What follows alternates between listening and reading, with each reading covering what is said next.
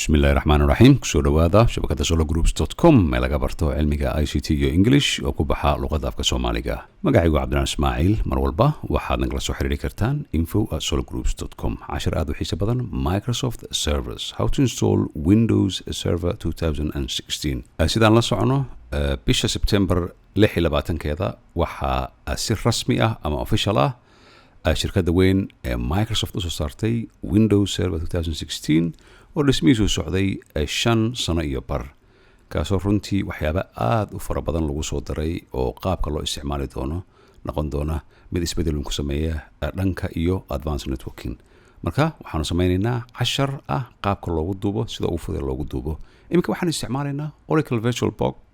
iyo ISO oo ah image-ka isla markaana ah 180 maalmood Windows la isticmaali karo kadibna tabcan xilliga aanu helno qaabka looga dulboodo ama full version looga dhigo insha Allah shabakad ayaan soo gelin doonaa marka kan wuxuu la mid yahay VMware Workstation arday badan ayaa waxay soo weydiiyeen waxaanu doonaynaa in aan aragno iyadoo lagu duubayo Oracle VirtualBox oo runtii haddii loo eego VMware-ka ka fudud qaabka loogu duubo marka Windows-gan Server 2016 oo kan cusub oo shabakada ku jira waxaanu ku duubaynaa Oracle VirtualBox ayaanu isticmaalaynaa ugu horeyn intaana ku duubin bal aan isla egno waxyaabaha cusub ee ku soo biiray Windows Server 2016 ama 2016 maxaa cusub kan xilliga aan casharka sameynay oo update-ka laga dhigay waa bisha October 6 ayaa laga dhigay marka waxyaalaha cusub aan korka doono waxaa ka mid ah compute are included virtualization product and features for the IT professionals to design deploy and maintain Windows Server marka compute-kan mar badan ayaan arki doonaa kaasoo ah waxyaabaha cusub ee loogu isticmaalo dhanka virtualization-ka ama waxyaabaha aan jirin ee virtual-ka ah oo isticmaali doona dadka IT professional-ka ah oo idinka ardayda aad ka mid tihiin general A physical and a virtual machine benefit from greater accuracy due to the improvement of the Win32 time and Hyper-V time synchronization. Marka service-kan cusub oo waxyaalo badan aan ku baran doono isagoo lagu soo daro. Marka Hyper-V-ga waa muhiim. What's new Hyper-V on the Windows Server 2003? This topic explains new change functionality sida uu shaqeeyo iyo waxyaabaha lagu qaban karo Windows Server 2016. A client Hyper-V running on the Windows 10 your Microsoft Hyper-V Server 2016 marka kan wuxuu ku soconaya ama uu la shaqeynaya inta badan client yan workstation wuxuu la shaqeynaya Windows 10 oo waxyaabo badan aan kaga sheekeyn doono mustaqbalka xilliga aan sameyn doono insha Allah casharada Server 2016 Windows containers Windows Server 2016 contains supports as performance waxyaabahaas dhanka network management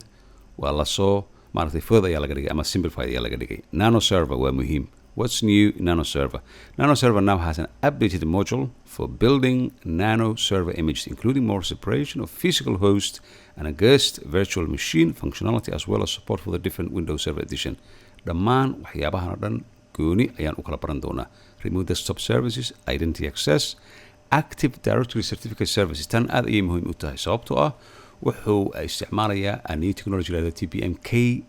assassination la yidhaahdo kaasoo smartka loo isticmaali karo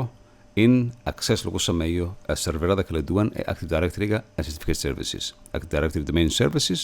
update ayaa laga soo dhigay Active Directory federation services ayaa lagu soo daray a web application proxy kan waa muhiim management and automation waxaan kaloo aragnaa a networking a software defined networking a TCP performance security credential guard remote guard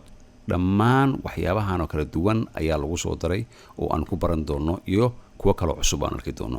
marka iminka waxaanu isticmaalaynaa saa hore idinku sheegay virtual Oracle shirkadda ay samayso software-ka VMware-ka virtual-ka la yidhaahdo oo halkan yar ayaan isticmaalaynaa sana ayaanu furaynaa waxba kuma jiro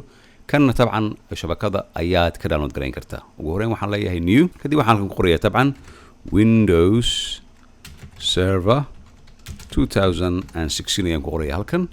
waa Windows kana drop down ayaan ka dhigaya waxaan leeyahay other Windows 64 mar walba waa 64 bit kadib waxaan leeyahay next ayaan leeyahay marka memory waa muhiim serverkan awood badan ayuu u baahan yahay iminka 512 ayuu ku fadhiyaa waxaan ka dhigaya ilaa iyo 3 GB ayaan ka dhigaya mar walba waxay ku xiran tahay hostiga guestiga meeshuu yaal ayay ku xiran tahay kadib waxaan leeyahay next ayaan leeyahay create a virtual hard disk now create ayaan leeyahay siis ayaan ku daynayaa VDI virtual box disk image next ayaan leeyahay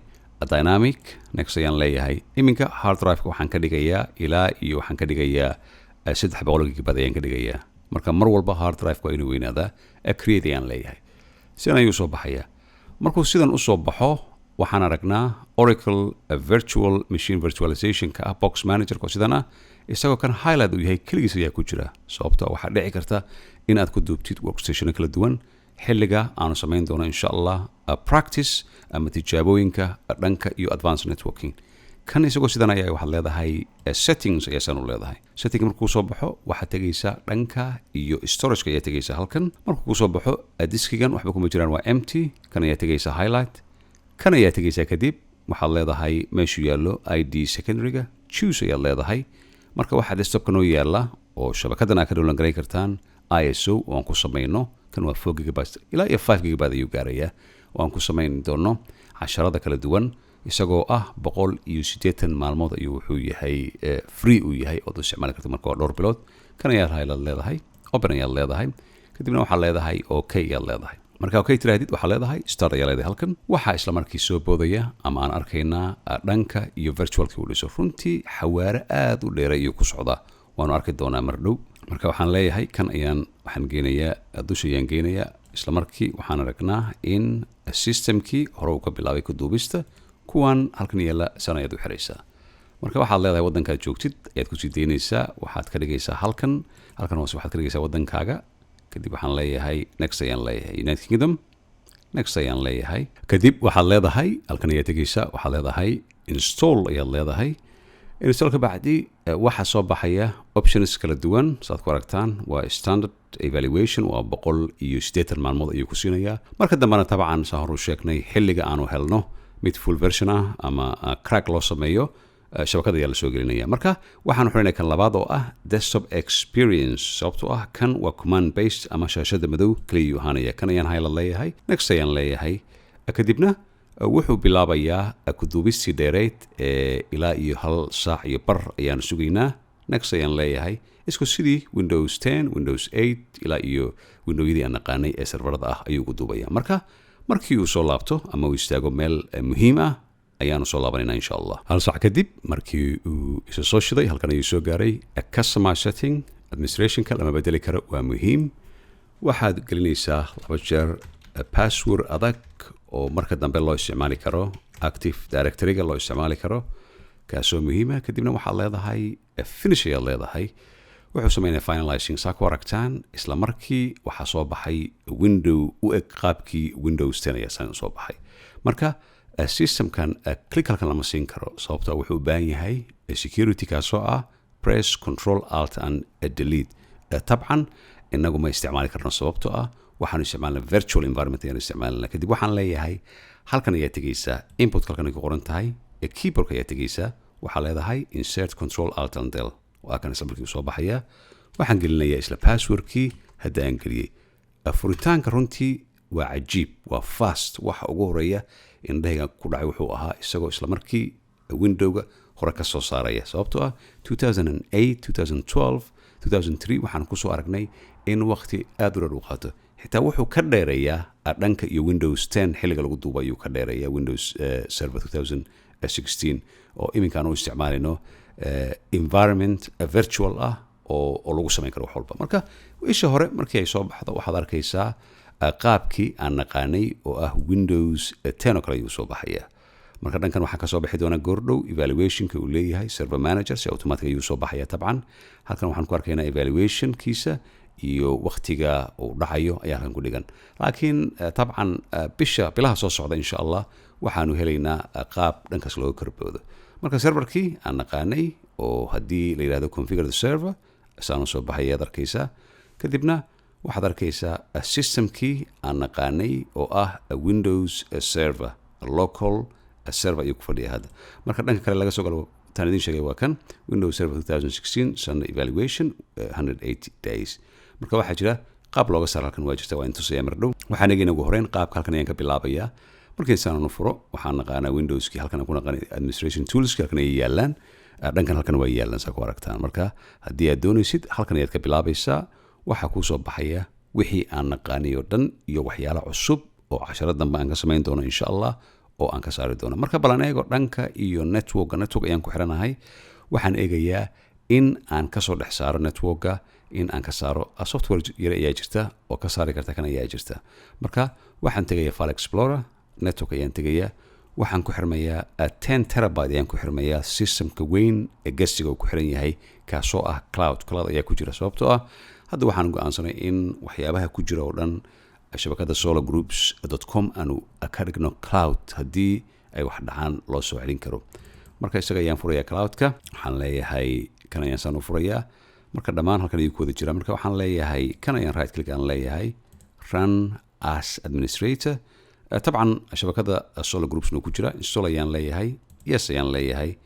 wuu daminaya wuu soo shidaya kadibna systemka gabi ahaan uu ka saaraya marka waxa la universal automatic disable uu ka saaray shabakadan uu ku jira iminka restart isku sameeyay